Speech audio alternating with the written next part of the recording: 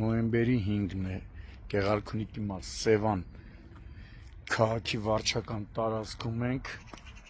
բնակիչների ասելով գործարանային փողոցում, երբ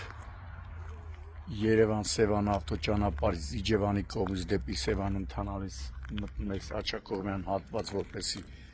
մուտք գործես Սևանի վարչական տարածք, տեսնում եք ինչ իդեալական մաքուր վիճակ է, ճակերտավոր ասած, ամբողջ տարածքը աղբի մեջ կորած է, գարշահոտ վիճակ, հետաքրքիր է, որ մի քանի մոտ 1 կիլոմետր այն կողմ Սևանի քաղաքապետարանն է, արդյոք սա չեն նկատել Սևանի քաղաքապետարանում, բայց որ աղբի այս կեղտ հակասանիտարական վիճակի հիմնադիրները քաղաքացիներն են, դա ակնհայտ է, սա,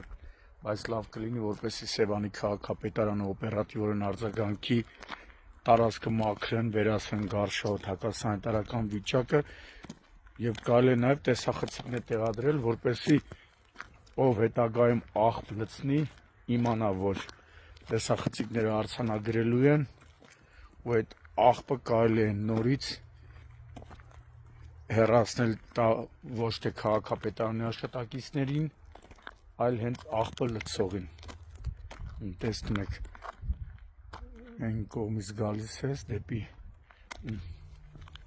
ահավոր հոտ,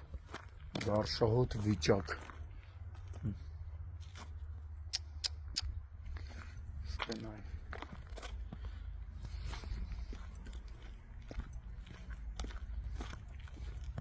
միայն այս հատվածում չի,